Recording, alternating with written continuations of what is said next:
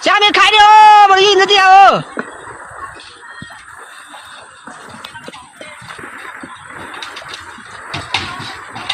开哟！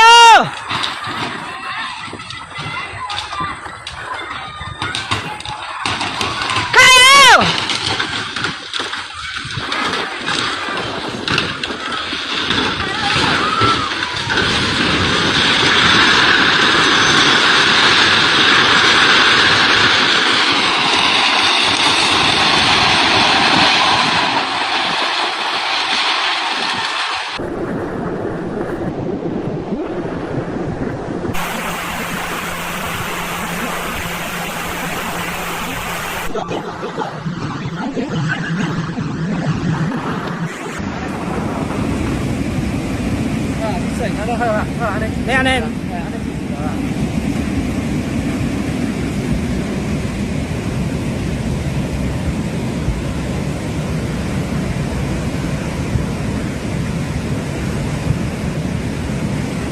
！Turning roads into rivers within hours.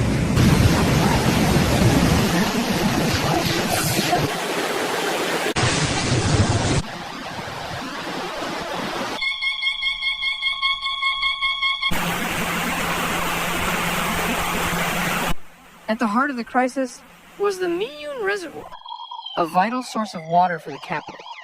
The inflow rose so sharply that engineers were forced to release water to avoid overtopping. Downstream villages faced waves of floodwater they weren't built to handle. The districts saw some of the worst impacts. Stormwater surged down hillsides and into rivers, causing water to rise rapidly. Runoff from mountains funneled straight into low-lying roads buckled under the weight of floodwaters. In dozens of places, the asphalt peeled back like wet paper. Bridges were left cracked, submerged, or swept away entirely. Some roads simply vanished beneath layers of mud and debris.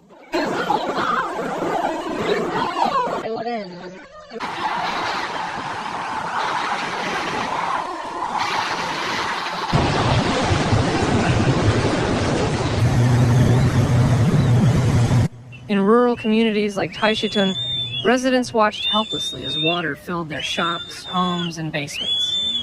Small businesses lost valuable inventory. Machines, furniture, and electronics were soaked or buried in silt.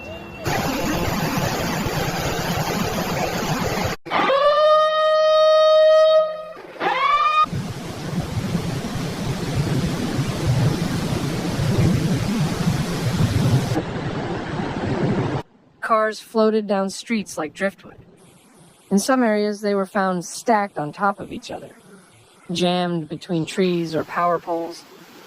Recovery teams struggled to move debris as flooding blocked access to key supply routes.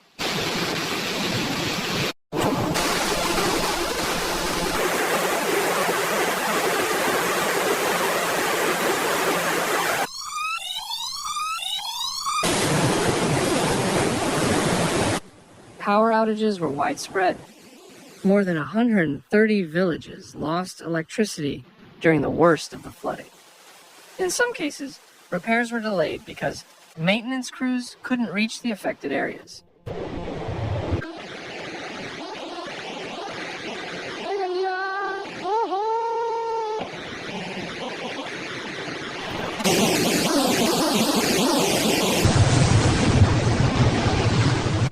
Cell towers and underground cables also failed.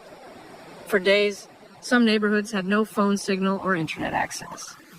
Isolated and cut off, they had to rely on radio broadcasts and word of mouth for updates.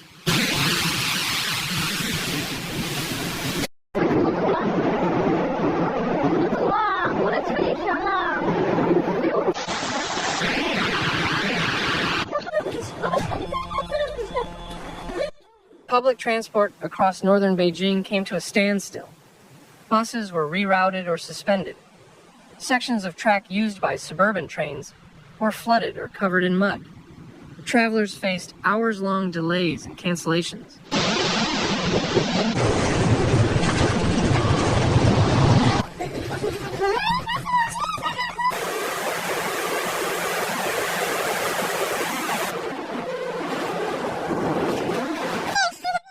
Emergency alerts were issued across the city.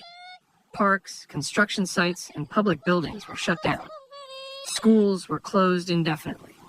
People were told to stay home as much as possible and avoid flood-prone areas.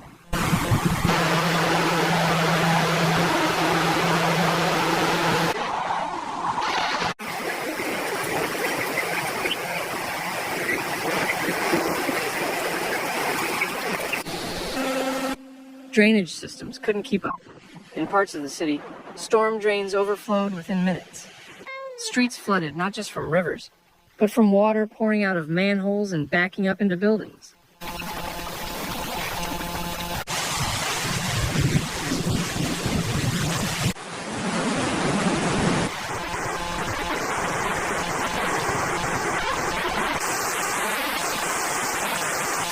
Experts blamed outdated infrastructure. Much of Beijing's water control system was designed for milder weather. Pipes and canals are narrower than modern standards require. Many hadn't been upgraded in decades.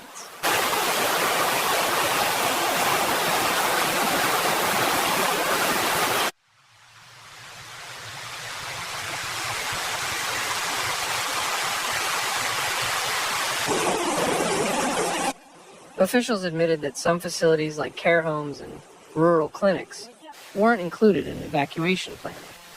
Water reached places that had never been considered flood risks before.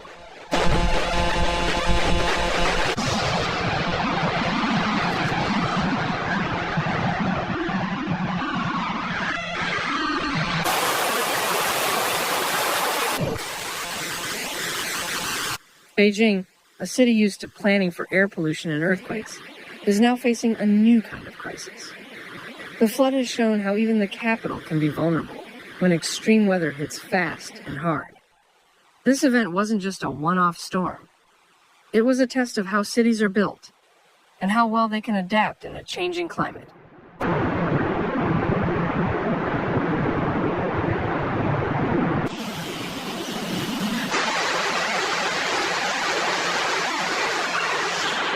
Thanks for watching Severe Weather, where we break down the facts behind nature's most intense moments.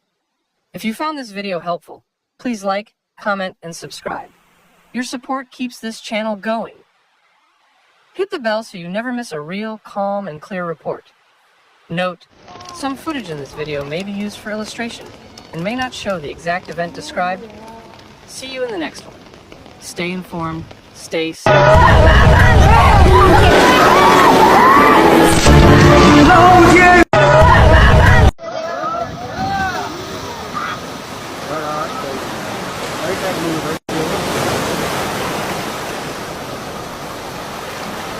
Cái này là